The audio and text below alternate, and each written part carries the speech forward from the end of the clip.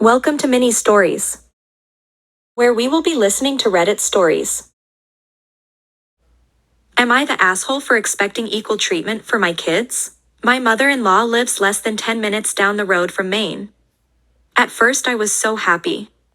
She and my eldest son had a great bond. She would have him over to spend the night once every few months.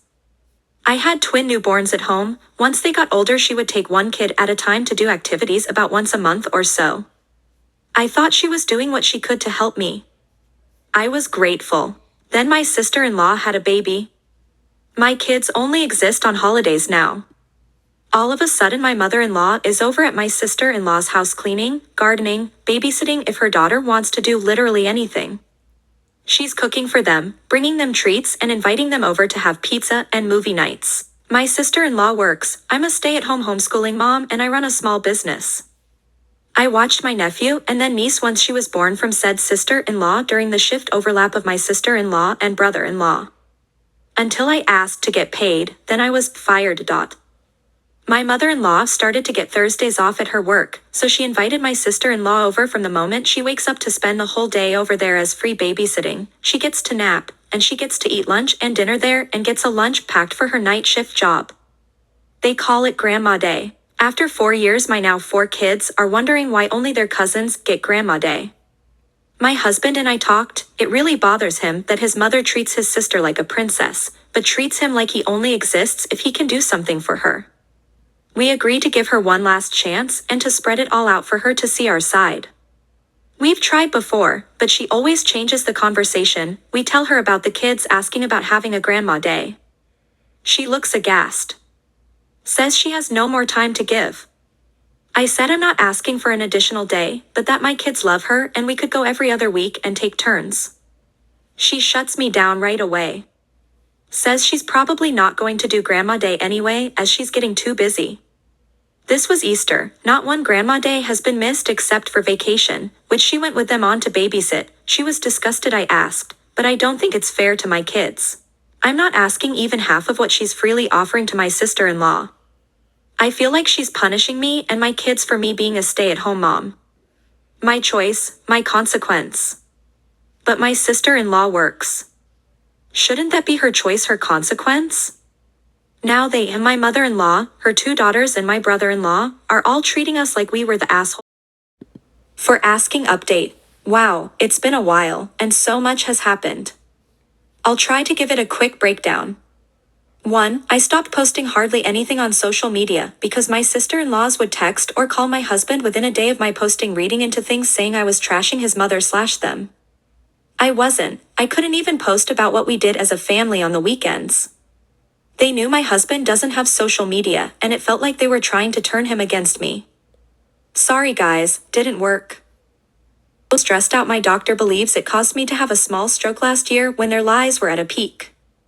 I'm okay now, but it was scary at the time. 3. Even though we knew it would be hard, when my husband's sister flew in from out of state, we spent a significant amount of time with his family so the kids could see their aunt. My therapist gave me several coping mechanisms to deal with them, mainly gray rocking, which helped a lot. I was treated fairly nice by mother-in-law starting a few days before my sister-in-law flew in. She was on her best behavior, I'm guessing so that I would keep my mouth shut during the visit. My children had only seen her at most 3 times since the Easter conversation. No apology, no attempt to share Grandma Day with my children. 4. The visit was awful. My local sister-in-law was so completely rude and unkind. The last day when I got home, I got the kids doing something and I made it to my room and I broke down and cried. My husband, who had to work 3rd shift this whole time, woke up and comforted me. He didn't want to even go and say his goodbyes to his sister-in-law that night because of their collective behavior, but I told him that it was just one more piece of ammunition they would use against us, so we went. 5. About a month later, I wrote an unrelated caption on a picture about how healing hurts. Nothing personal, just how when you grow you see things a bit clearer and how it can hurt, but that it's worth it in the end. My husband's sister, who lives far away, started texting him and I the next day about how that's a slam to their mother.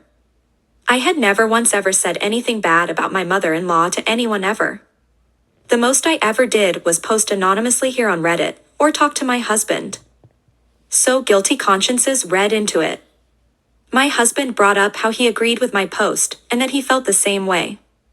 She went nuclear. That conversation ended their relationship.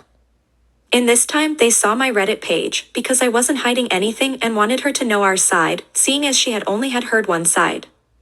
She still took mother-in-law and sister-in-law's side. Baffling. 6. Thanksgiving is canceled.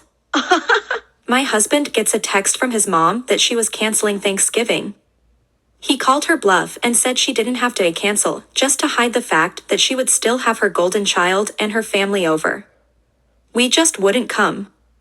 We had a small family Thanksgiving, and our 14-year-old said it was his favorite Thanksgiving ever. We didn't attend Christmas either.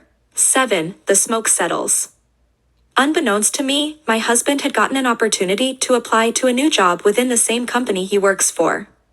He had gotten several before, but he says this one just felt different. He comes home and rocks my world.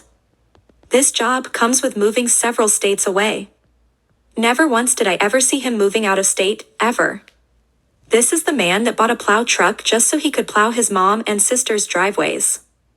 This is the man who would let his brother-in-law work on his sister's truck in his garage and park outside for up to a week, all because they never ordered the part they knew they needed before they stated taking it apart. This is the man who chopped wood every single year for them, but we never had a wood-burning stove. 8. He applied and got a great offer. We decided that we needed to visit the area before we made the decision. On our way out there, his sister called screaming and yelling at him about moving. She's a bit controlling if you haven't picked that up by now. And she saw him slipping through her fingers. The kids were in the vehicle with us and could hear everything, even though it wasn't on speakerphone and we were driving a loud diesel. My husband ended the call. 9. We loved the area. The kids said they didn't even want to go back home. My husband and I talked extensively about the pros and cons. Never once did my in-laws enter the equation. In the end, I told him that it was his decision and that I would make it work no matter what he felt was right. He accepted, and we went home. 10. My husband told his mother the day after we got home. She already knew from sister-in-law, but he had to officially hear her himself, told her we had several months to get our house ready to sell and that he would like for her to visit us out there. She said okay. Over the next few months, she stopped over like 3 times for a few minutes at a time because she was driving by and saw us out there. She dropped off our Christmas presents so that we could take them with us. Proving to my husband that she has never had any intention on ever coming to see and support him. 11. I am banned from sister-in-law's house because this is all my fault. She then invited my whole household to my niece's birthday party except for me. This is the niece and nephew I used to watch for free for 3 years until I asked to be paid and then was fired. Story on my page. My husband put the invitation on the fridge so that our kids could see how petty their aunt was being. She had the audacity to text him for an RSVP and he told her that if I wasn't invited, then none of us were invited. 12. We list our house. Sister-in-law is pissed that at the price husband informs me, thinking it's way too high. We sell it for even more. 13. We have a going away party. Mother-in-law and sister-in-law show up just to save face. It was so comical seeing them try to pretend they know anything about what we've been doing, or what our plans are. People noticed and commented. The kids gave them quick hugs when they left. No tears were shed. My mother-in-law has the audacity to hug my husband and say, "You know I don't play favorites," as her goodbye. 14. We moved several states away and are so happy. Thanks for watching. If you like this video, like, comment, share, and subscribe.